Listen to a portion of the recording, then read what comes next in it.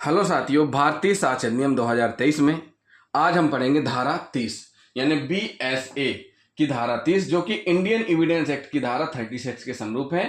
मानचित्रों, चार्टों और रेखांकों के कथनों की सुसंगति। साथियों, पिछली धारा यानी भारतीय साक्ष्य अधिनियम की धारा 29 और इंडियन एविडेंस एक्ट की धारा 35 में हमने आपको बताया कि सार्वजनिक दस्तावेज, समस्त प्रकार के सार्वजनिक दस्तावेज अभिलेख सम्मिलित है उस धारा के अंतर्गत जो लोक सेवक द्वारा तैयार किए जाते हैं। इस धारा में 3 प्रकार के सार्वजनिक दस्तावेजों का वर्णन किया गया है। कौन कौन से? मानचित्रों, चार्टों और रेखांकों का।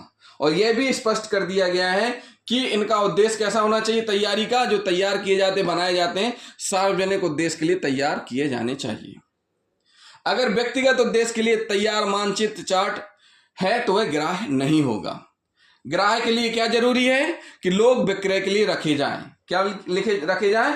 लोग विक्रय, यानी सभी लोग उनको खरीद सकें, इस प्रकार रखे जाएं। और उनमें जो जानकारी रहेगी वो जो तैयार किए जाएंगे तो सरकार के अधिकार क्षेत्र में अधीन तैयार किए जाएंगे। और जब सरकार के अधिकार अधीन क्षेत्र में तैयार किए जाएंगे तो उनमें जो जानकारी रहेगी वो सत्य रहेगी और वह सुसंगत माने जाएंगे।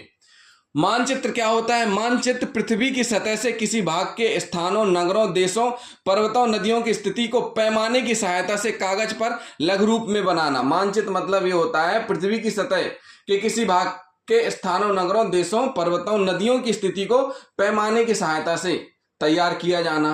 भारत का जो मानचित्र है भारतीय सर्वेक्षण विभाग के द्वारा तैयार किया गया है और इसकी स्थापना हुई थी 1967 में। मुख्यालय देहरादून में है। चार्ट डेटा को प्रतीकों द्वारा दर्शाया जाता है, जैसे बार चार्ट में बार, लाइनों में लाइन, पाई में पाई।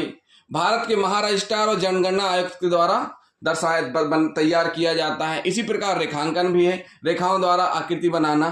तो मतलब स्पष्ट कर दिया गया है कि सार्वजनिक उद्देश्य के लिए तैयार किए गए मानचित्र, चार्ट और रेखांकन सुसंगत माने गए हैं।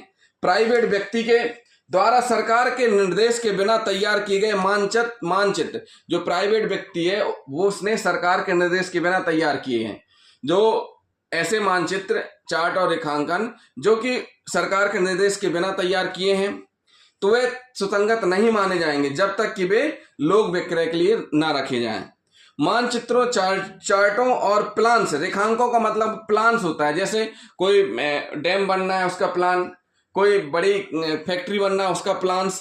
तो ये रेखांकन का मतलब रेखाओं, प्लान से आता है। तो इस प्रकार से जो जनता में बिकने के लिए जो सरकार के अधिकार में बनाए जाते हैं, स्वयं ही इस बात का साक्ष्य होते हैं कि उनमें कहे गए तथ्य सही हैं। क्या है? उनमें कहे गए तथ्य सही है। इसलिए जब भी ऐसे तथ्य विवादास्पद सुसंगत होंगे तो ऐसे मानचित्र आदि उनका सुसंगत साक्ष्य होंगे। जब भी ऐसी स्थिति बनेगी विवादक वाली तो वहां मानचित्र क्या होंगे? सुसंगत साक्ष्य माने जाएंगे।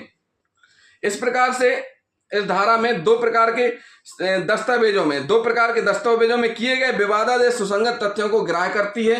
पहली कंडीशन, प्रकाशित मानचित्र या चार्ट जो लोक विक्रय के लिए साधारणतः रखे गए हैं, अर्थात जो खुले आम बिकने के लिए हैं।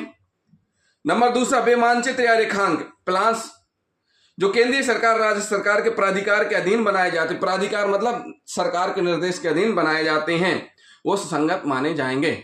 तो साथियों, इस प्रकार इस धारा में स्पष्ट किया गया है कि जो मानचित्र और चार्ट और रेखांकन सरकार के अधीन, सरकार के निर्देशन में बनाए जाते हैं, वो सुसंगत साक्ष्य होते हैं। तो जिन साथियों ने अभी तक हमारे चैनल को सब्सक्राइब नहीं किया है, हमारे चैनल को जरूर सब्सक्राइब कर लें और वीडियो को लाइक और शेयर करना ना भूलें। थैंक यू दोस्तों।